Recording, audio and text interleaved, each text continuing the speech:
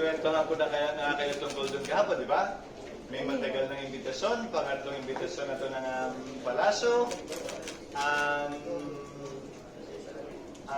Yung unang 2 beses, hindi ako nagpunta. Ang imbitasyon ay para sa Senado. Ito unang pagkakataon nagpunta ko at pakiramdam ko dapat lamang naman bilang bagong halal na tagapangulo ng Senado. Socials lang yun.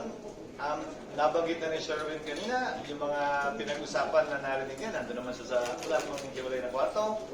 Ang pinakamalapit na pinag-usapan kaugnay sa trabaho ay tinake up ni Ma'am Cynthia Villar, yung RTL kay Pangulo Marcos. Pero silang dalawa yan, mukhang nagkasundo naman sila. Sir, ano pong directive ni President sa inyo? Meron bang ganon? Wala. None of them.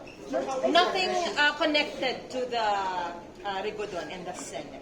None. He expressed, of course, his congratulatory message in social media and personally congratulated me too last night. Sir, how would you address kasi yung